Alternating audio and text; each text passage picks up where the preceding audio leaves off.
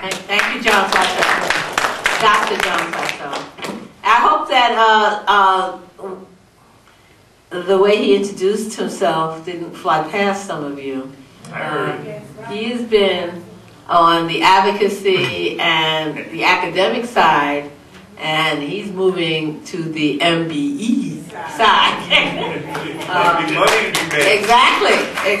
There's work to be done. I'm going to speak. I'm going to follow up Dr. Plateau's comments and just talk very, very briefly about what could happen in New York State if there's not a disparity study. But most of my remarks are going to talk about what we need to do in New York City, and basically what you need to do in New York City in order to make sure, to ensure that the historic legislation that Amity can take credit for as the principal advocate does not simply fall by the wayside as another interesting document, another interesting law that's not enforced.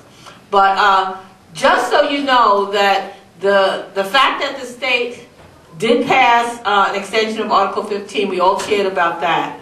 And of course it didn't come because there were not advocates in this room involved in that process. But if there is not a disparity study or some type of study that justifies the program is a wide open target for those groups that like to go around the country suing states and municipalities and counties for having unconstitutional minority and women-owned business programs that are discriminatory against white contractors. And when I say open target, I mean as big as this room.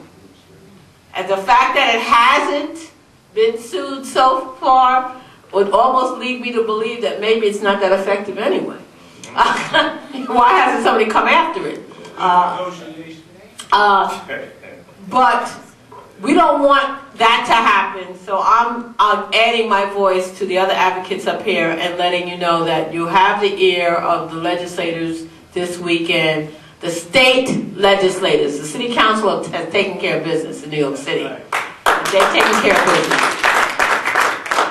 The state legislators need to know this is unfinished business, and just the same way we pressed to get the extension for 15, Article 15, we need to press to make sure that there is a disparity study or a similar type study that looks at what has transpired in New York and whether or not such a program is still justified. I'm now going to talk about the law. It's kind of interesting because we haven't really coined a phrase for this law, you know. Affirmative action. That's general. I know. We've had this discussion many times before. Sand is out of order. Right. We've had, but let's just say that we're going to call it the MBE WBE legislation of 2005. Okay.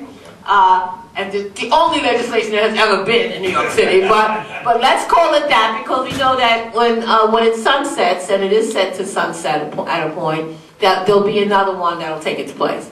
What happens now? Well, put it like this: the mayor's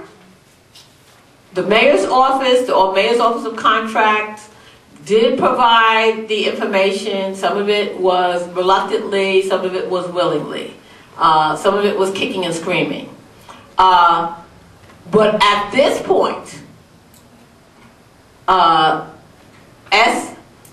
DSBS, I'm killing it.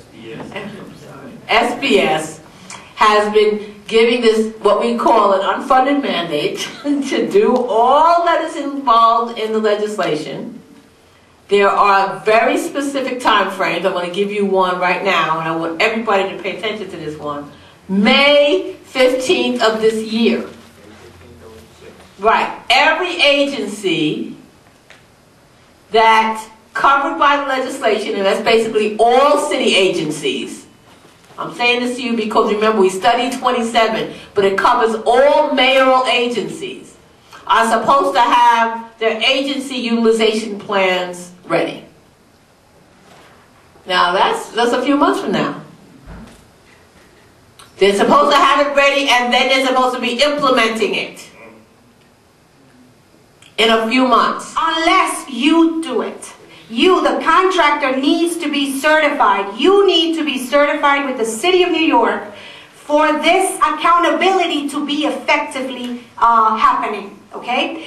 The accountability measures are absolutely hooked on the fact that in order for an MWBE to do business with the city, and the city ACO getting credit for doing business with that MWBE, you need to be certified with SBS.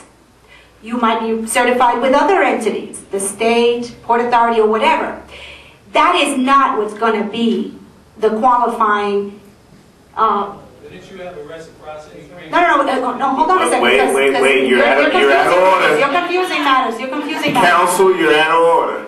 Okay, you're confusing. It needs to be certification with us. Going to the other doctor, of course we have reciprocity, but only if you apply for the city. Is the reciprocity happening in an expedited fashion? It's not an automatic. If you're certified with the state, it's not an automatic certification with the city. So in essence, the only way you're going to get to be in the map of accountability for our sake, and for these folks to measure it again next year, is if indeed you have been certified with the City of New York. Is that clear? So if you're certified with the state right now, after February 15, 2005, because that's when the reciprocity takes effect, 2005, 2 days after Valentine's Day, 2005 and onward, because we got married last year, our anniversary was yesterday. So after that date, if you've been certified with the state, then you can certify with us by a simple expedited process, which is a 4-page application rather than a 26-page application. You see how expedited that is? Okay, but you need to have certified with the state February 16, 2005 or after. If you've been certified with the state prior to that date, there is no reciprocity, period. All right? So that's what it is. You're right, no accountability is going to happen unless they do their part, which is to certify with the City of New York. Thank you.